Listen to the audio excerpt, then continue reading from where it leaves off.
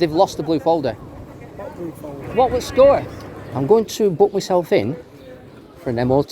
Start sticking cameras in people's faces. Not everybody likes it, do they? Do you know the real reason why I do it? The real reason is, I'll tell you.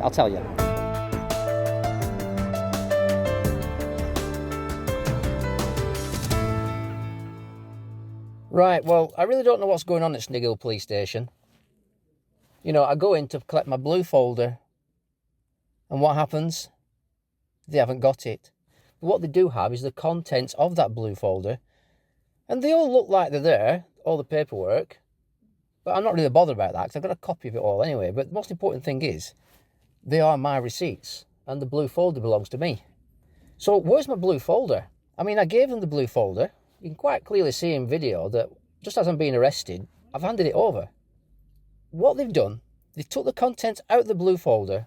They've thoroughly investigated the contents, but not thoroughly put them back together again in the blue folder. Now, that blue folder was part of the evidence that they seized. So what's happened to the blue folder? I know the blue folder because it's got my signature on it. So I expect that back. What I don't expect is the police to lose any seized property.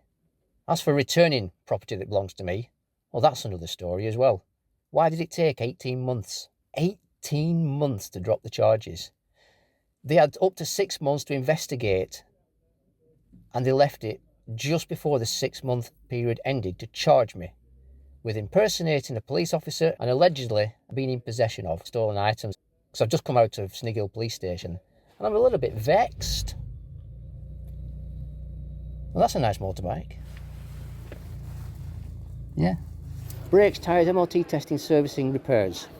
Now then, I'm going to book myself in for an MOT because this is a vehicle testing station. And in vehicle testing stations, you bring your vehicle. But they're locked. So let's have a look at the signs. Opening times. Monday to Friday, 8:30 to 5:30. Saturday, 8:30 to 12:30. 12:30. You know what? I would have been here on time if it weren't for Snighill Police Station and the way they handled the blue folder incident. Where is my blue folder? So because the football's on, and it's now Saturday, the 9th of April 2022, I'm going to have to park here now till Monday. Just go and have a word with the person who let me in. Thanks for letting me in. They don't open till Monday. They're not? No.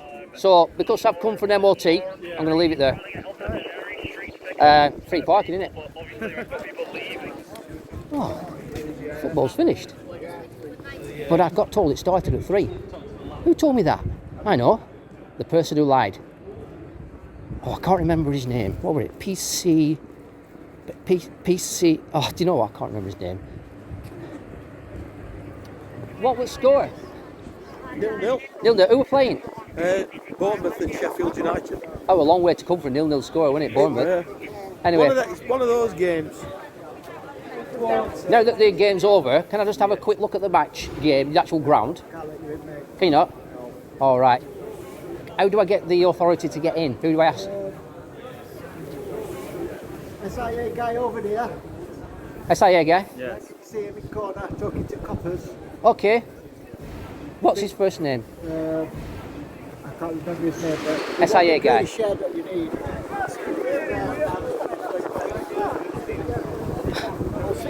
How you doing? You all right? I'm recording, by the way. I thought I'd better tell you. I'm not going to ask you any questions, don't worry, apart from what do you think of the weather? It's great today, isn't it? We've had all weathers today. Yeah. I haven't seen you for ages, man. Yeah, well, you locked me up, didn't you? Not you personally, you know. Well, I was hoping to get inside, actually, to have a look around the ground. But this SIA guy over here, I believe he might be able to allow it. So I'm going to have a word with him. Yeah, I doubt you'll get in today. I think they'll send you around to the main reception, mate, and have to book in and things. Yeah. Do you know I actually went down to the police station to collect my blue folder? I've just been down. Right. Did you know about the blue? I've been off for this week, mate, so I don't know. Well, basically, I've collected the blue folder. The contents. They've lost the blue folder. What blue folder? Well, when I got arrested, I handed a blue folder over. It's on the video, and the contents has been obviously taken out, but not put back in. It might be an oversight by Tom Humphries, I don't know, because he was the investigating officer. So I'll get in touch with Tom. Thanks, guys. Thank you. But if you see me before me, we ask him about the blue folder. Yeah, I'll message you. Cheers. But yeah, I know that you've said. I don't know what's happening at other stuff. He's explaining. I've got my police uniform back. Right. Did you know that? I didn't know. Well, all of it. Have you got everything back? They've kept 3 items and the blue folder. Which is the caps. Yeah. Do you know why they kept the caps? I've got a feeling because they're not your. Even though you may have lawfully bought them, you're not lawfully. They're not. Nobody should be selling them. Right. So what about the person selling them? Have they not committed offence? Technically, yeah. Well, there's actually addresses. If you can work out who it is, then we can look at who's selling them. Because if I suddenly say I stop working today, as in stop working for the police, all my uniform isn't mine. It's mine while I'm at work.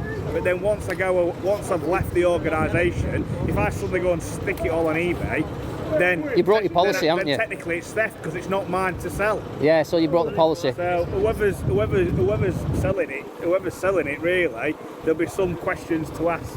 There'll be questions to be asked. Well, Tom's got all the receipts, or he had them, and under it had all the addresses of the places where they were bought. So I'm assuming, it's safe to assume that he would have contacted all those places, wouldn't he? Well, it doesn't always work like that because if the hat's been sold in Nottingham, it's for Nottingham to investigate. We won't go and investigate everybody's. We don't go and investigate everybody's crime. So if it's depending on where you've got them from, then in theory the investigation is on that. Well, that's fair enough, yeah. But there are some unanswered questions actually that need answering now. I don't want you to answer them because there's someone else a bit higher up I think needs to answer about the reason why it got dropped. Obviously 18 months is a long time to drop the case, isn't it? It's not us that's dropped it, is it? Who is it? CPS. Why didn't CPS get involved then in the first place? CPS don't have to get involved. I explained all that to you because it's a summary only offence to which CPS, there's only a small amount of offences to which we're enabled to make a charging decision. But there's been multiple court dates set. I don't get that. That's the court. And with COVID, the court things, it's the court thing at the moment, and COVID everything's just been delayed so much, just because of COVID, mainly because of COVID. So the court cases are really, like loads of court cases really far behind, and then others run on into each other, and that's just how they happen. So you might get a court date one day, and then suddenly they'll turn around and say, oh, actually we can't do it today because something else has come up. You got a fair point. But in all fairness, though, it never actually went to court. They dropped it one day before the court date. Well, that's up to them. It's not that's CPS that drops it, not the police. It's CPS. So the police had a different view to the CPS. Well, you got effectively charged to go to court and have your day in court, right? And then CPS decided the day before or whatever not to pursue it. But I thought Tom would have seen the receipts and realised. What? Police Act 1996, you can actually stand there. Police Act 1996 some of that doesn't exist anymore. Some of that's been repealed. Has it? Yeah. I'm not aware of that. It's still there on the website. Yeah, but just some parts of it have been repealed into the Police and Social Care Act. So I can't remember the exact. You know what? I'm going to look into that. Have a look. You've got my email address, haven't you? Some of it. Could you send me a link to that? It's on thingy. What thingy? If you just put it in Google, it comes up legislation. Click on section 3 or whatever, and it tells you it's been repealed. I'll have a look at that. Thanks for that. If you read it, it's there on Google. But I just want to point out, you when you first met me, you thought I were a dick, didn't you? You don't need to answer that. Come on, it's fine. But listen, Mark, it's fine. It's fine. You're a nuisance. I accept that. Let's call it nuisance rather than being unpleasant to people, right? But ultimately, I've told you, haven't I? If you start sticking cameras in people's faces, not everybody likes it, do they? Do you know the real reason why I do it? The real reason is, I'll tell you. For a professional response from a professional person. And I've always given you respect. That's why I talk to you. Otherwise, I won't bother. There's not many people who can handle me like you can. I'm going to give you that. You just have to know how to do it, mate. Well, I'm going to give you the time to yourself now. Thank you very much. All right. Oh, SIA man's gone. You've distracted me. You'll be looking to get in there today, mate. They'll want you to go and book in, and they'll not let you in today. Plus, they'll say book in for a stadium tour. It's about £15, I think. I usually just walk in, I get thrown out. You used to be able to get in at night, but I think it's not. See you then. He's all right, he's Briggsy. Good on you. And, Well, the football's finished.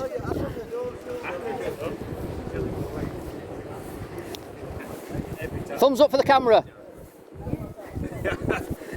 High five. Thumbs up for the camera. Yeah, there you go. All ending with a happy day. Right, I think when I've finished with the South Yorkshire Police, it might be time to buy a new car. £7 grand?